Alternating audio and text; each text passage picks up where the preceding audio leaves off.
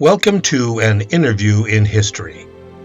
Imagine a podcast that serves as a bridge across time, connecting listeners to the voices of history's most impactful figures. Each episode is a deep dive into the lives and legacies of these individuals, exploring not just their well-documented achievements, but also uncovering lesser-known facts that shaped their contributions to our world. From scientists who unlocked the mysteries of the universe to activists who fought for social change, each story is a testament to the indelible mark they left on society. This journey through history will not only educate, but also inspire listeners to appreciate the intricate tapestry of human progress. I'm your host, Steve Buring, and this week we'll be talking with Wyatt Barry Stapp Earp, who was an American lawman in the American West, including Dodge City, Deadwood, and Tombstone. Earp was involved in the gunfight at the OK Corral, during which lawmen killed 3 outlaw Cochise County cowboys. This interview takes place on January 8, 1928. I am so excited to have this chance to talk with you. You're such a legend. So thank you for joining me today, Mr. Earp. Let me stop you. Call me Wyatt, not Mr. Earp.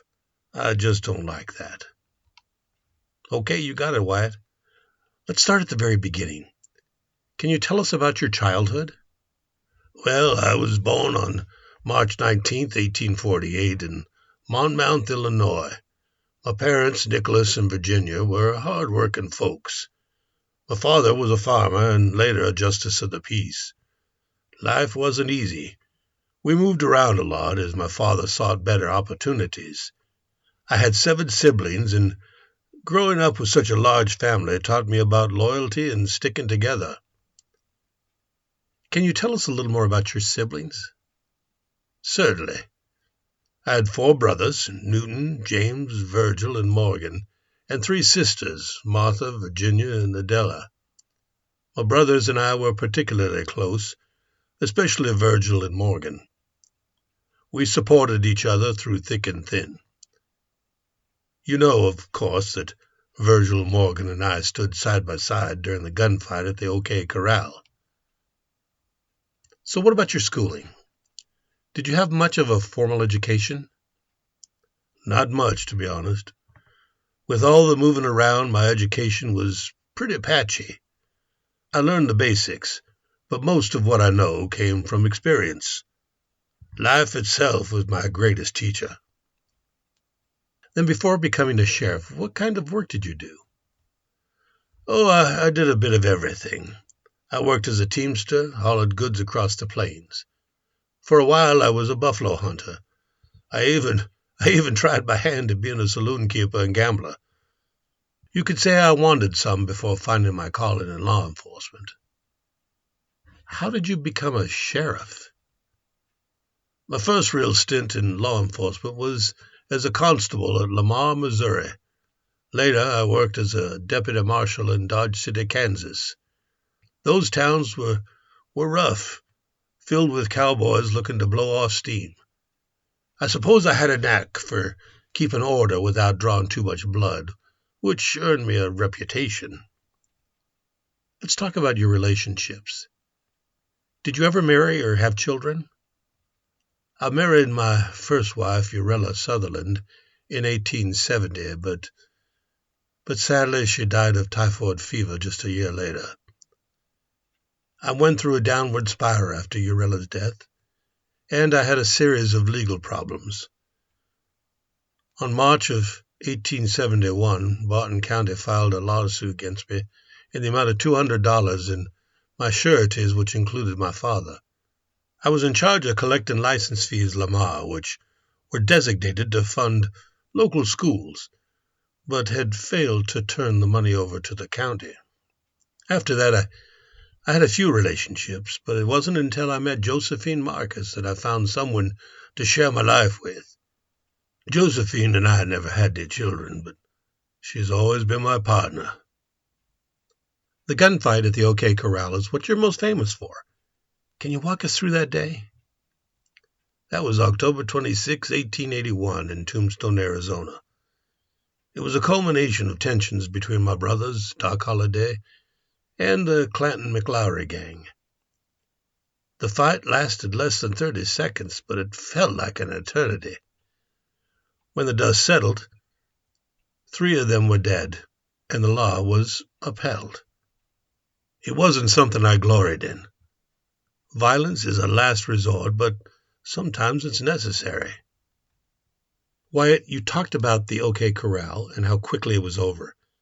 But tell me, what was the fight all about? The gunfight at OK Corral wasn't just about what happened on October 26, 1881. It was the result of a long brewing feud between my brothers, Doc Holliday, and the outlaw group led by the Clantons and McLowrys. Tombstone was a town teetering on the edge of lawlessness. The Clantons and McLowrys were part of what folk called the cowboy element, often targeting ranchers and business folks trying to make an honest living. As lawmen, my brothers Virgil, Morgan, and I were sworn to uphold the peace, and that put us squarely in their sights. The fight itself was sparked by threats. The night before, Clanton and Tom McLowry were making drunken claims about how they'd kill us if we got in their way. That morning, Virgil, as marshal, ordered Ike to leave town after disarming him, but the Clantons and McLowrys didn't back down. They gathered weapons and waited near the corral, daring us to confront them.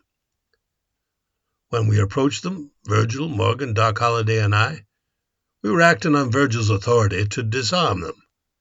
We didn't go there to start a fight, but we weren't about to let them gun us down either.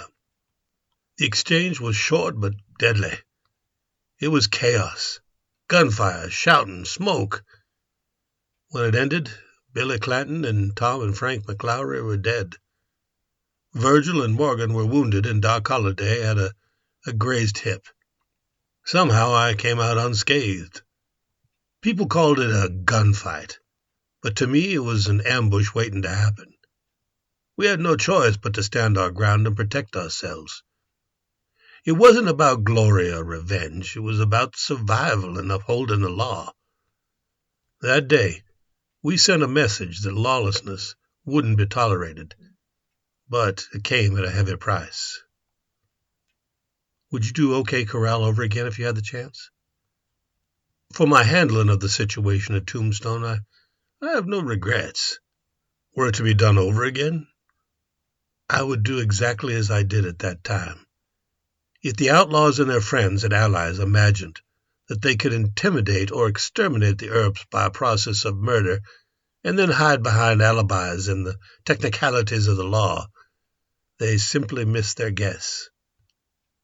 I want to call your particular attention again to one fact, which writers of Tombstone incidents and history apparently have overlooked, with the deaths of the McLowrys and the Clantons, Stillwell, Florentino Cruz, and Curly Bill and the rest.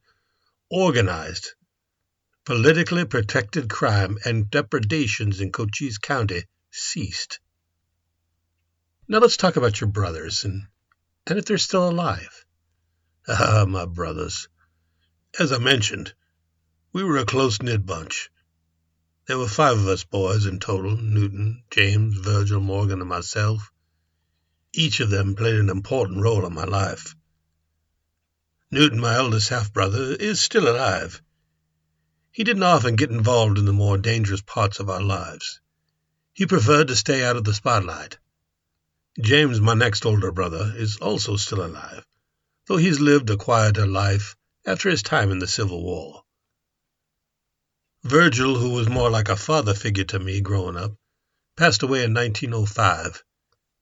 He was a good man, a real lawman through and through. He was with me during the events at the OK Corral and suffered greatly afterwards. The Clanton gang shot him in the arm in retaliation, and he was never the same physically, though he kept his fighting spirit.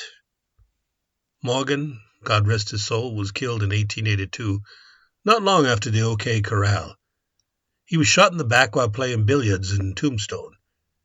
That loss hit me hard. I vowed to bring his killers to justice, and I saw that through. We've all faced our shares of hardship, but I'll always carry my brothers with me, whether they're here or gone. Family is everything, and the memories guide me every day. Okay, Wyatt. Now tell me about your relationship with Doc Holliday. Doc Holliday. Now there's a man who's been both praised and vilified in equal measure. My relationship with Doc was complicated, but built on mutual respect and trust. He wasn't an easy man to get close to, but when Doc considered you a friend, he was loyal to a fault. We first met in Dodge City, Kansas. At the time, I was working as a deputy marshal, and Doc had already earned a reputation as a gambler and gunslinger. He was sharp, quick with his wit and his pistols, but he was also suffering terribly from tuberculosis. Despite his illness, he carried himself with a kind of defiant strength that I admired. Our friendship deepened when we both ended up in Tombstone, Arizona. Doc had my back when I needed him most, especially during the tensions with the Clantons and McLaury gang. He wasn't a lawman, but he stood with us at the OK Corral because he believed in loyalty and justice, or maybe he just wanted to settle a few scores of his own. Either way, I was glad to have him there. Doc wasn't a saint, not by any stretch. He had a fiery temper and could be ruthless when provoked. But beneath that rough exterior, he had a code of honor. He never betrayed a friend, and he was willing to risk everything for those he cared about. I think a lot of people misunderstood Doc. Yes, he was a gambler, a drinker, and a fighter, but he was also fiercely intelligent and had a dry sense of humor that could catch you off guard. I owed him my life more than once, and I tried to repay that debt by standing by him as his health declined. In the end, Doc died in a sanatorium in Colorado, far from the action and adventure he'd been drawn to all his life. It's a sad thing to think about, but I take comfort in knowing he lived on his own terms. He was my friend, and I'll always be grateful for the bond we shared. After your time as a lawman, what was your life like? I moved around a lot. Josephine and I tried mining for a while, and I ran saloons in California and Alaska. I even worked as a consultant for Hollywood movies later in life. I never really settled down in one place for too long, but I always found a way to keep busy. It's interesting you brought up working in the movies. Tell me about that. While I was living in Los Angeles, I became an unpaid film consultant for several silent cowboy movies. In 1915, I visited the set of director Alan Dwan's movie The Half-Breed, starring Douglas Fairbanks. As was the custom in those days, I was invited to join the party and mingle with our background action. I also became friends with William S. Hart and later Tom Mix, the two most famous movie cowboys of their era. Hart was a stickler for realism in his depictions of Western life, and he relied on me for advice.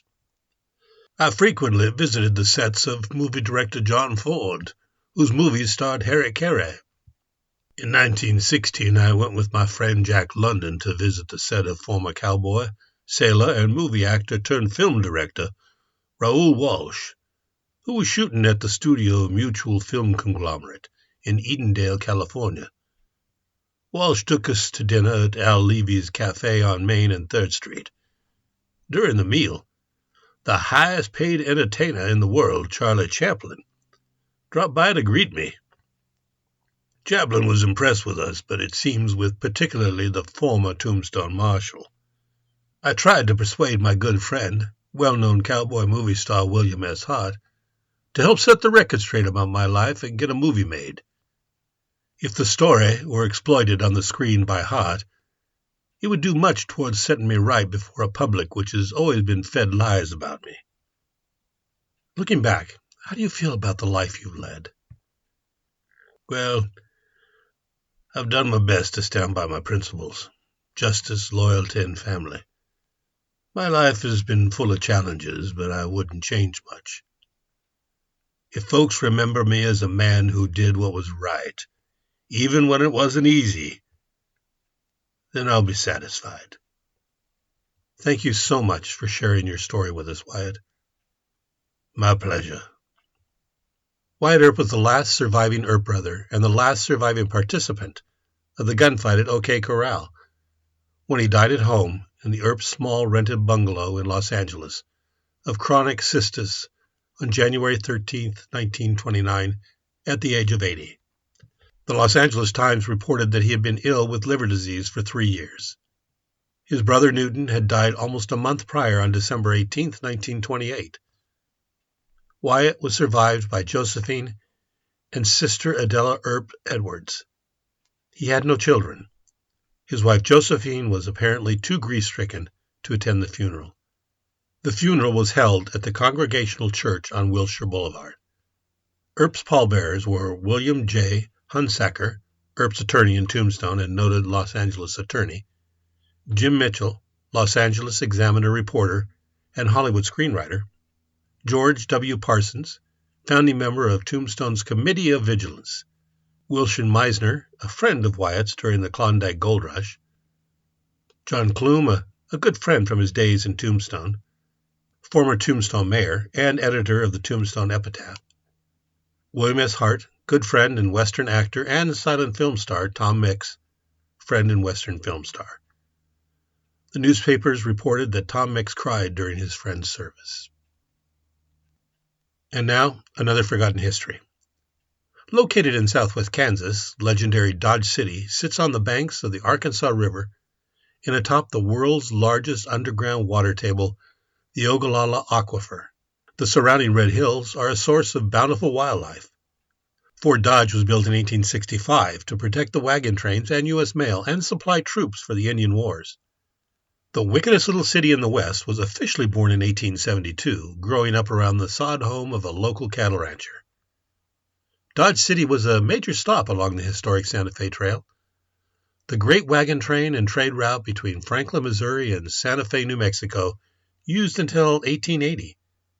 This prairie town was also the buffalo capital of the U.S. for 3 years until massive slaughters wiped out the herds. For a decade, ending in the mid-1880s, the town was a major destination for cattle drives. With so many drifters, buffalo hunters, ex-soldiers, and gunslingers converging on the town, Dodge City became legendary for its lawlessness.